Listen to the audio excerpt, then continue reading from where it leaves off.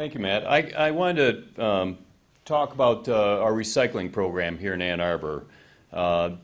Primarily, recycling is one of the most effective things that individuals can do to reduce their carbon footprint, to make their lives more sustainable.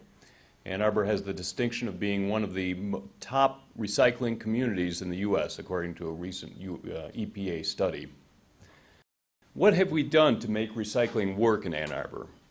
In the 1970s, we brought curbside recycling to every single family home in Ann Arbor. At that time, we had to separate, I don't know how many of you date from back then, but we had to separate green glass from brown glass, from clear glass, from newspapers, from cardboard, etc.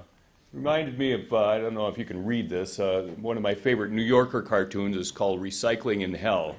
And it has these people going down these little paths to recycle onion skin paper and a bunch of other items. In 1991, we celebrated with the introduction of two-stream recycling, with paper in one container and all the other materials in the other.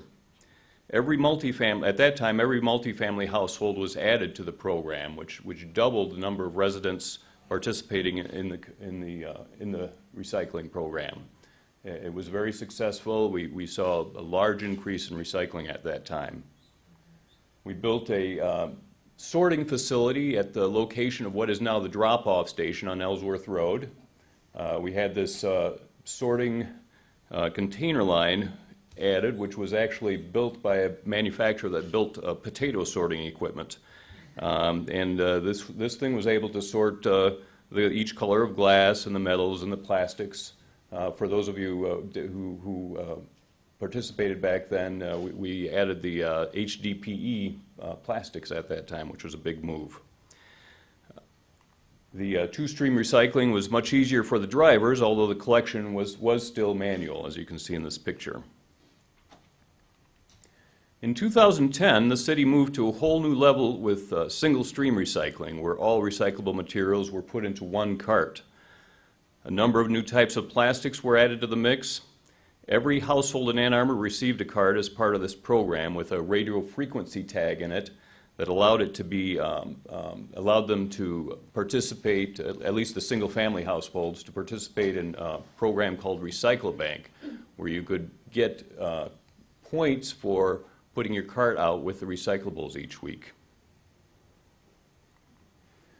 A $3.5 million overhaul to the MRF was completed on July 1st, 2010. City tonnages to the MRF went up 25%. Overall tonnages to the facility tripled, with materials coming from as far away as Toledo and Lansing. And the city, which owns the MRF, was able to collect money from each one of those tons that came to the facility. So this contributed to a much quicker payback on this investment than we'd originally anticipated. 4 new hybrid automated recycling trucks were purchased for the program. These trucks use significantly less fuel and have less wear and tear on the braking system, similar to a Prius automobile, for those of you that are familiar with hybrid systems. We're anticipating adding 4 additional recycling trucks in 2012. As Dick mentioned earlier, when you think about solid waste and sustainability, it's always important to remember the 3 R's: reduce, reuse, and recycle, all in that order. Reducing the amount of stuff you use is one of the most effective things you can do to make your life more sustainable. You can buy fresh produce with less packaging. You can shop your local farmer's market to again, reduce the amount of packaging you purchase and act in a more sustainable way. And when you do need to buy something that isn't a package, it's important to remember to recycle it. As an example, making aluminum cans from old ones uses 1/12 of the energy when you recycle them than it takes to make the aluminum can from raw materials. Similarly, with plastic bags, making them from recycled polyethylene takes 1/3 of the sulfur dioxide and half the nitrous oxide than making them from scratch. Or better yet, you use reusable bags. Composting is another very sustainable management practice for our solid waste. Every pound of yard waste or food waste that you can compost greatly reduces the burden on our landfills. And for those of you that aren't familiar with our program, it is now an option to put vegetative food waste in your yard waste cart, your compost cart. So this is something that we've added, I believe it was 2 years ago, and more and more people are using it for their food scraps. I like to look at this slide that shows one of the, I don't know if you can see, this is a core boring taken from the Ann Arbor landfill. You can see that much of the materials has not decomposed. When you put it in a landfill, it becomes a wasted resource.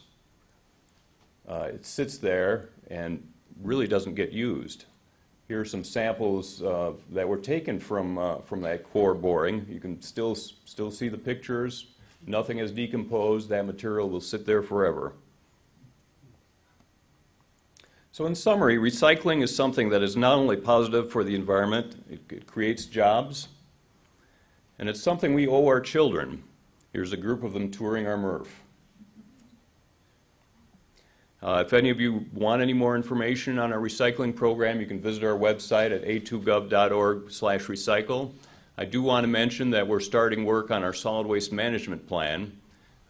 We expect this to be about a 6-month process, and we encourage the public to participate in this. There is more information on this website for any of you that want to participate in the process or just want to follow it along online. Thank you.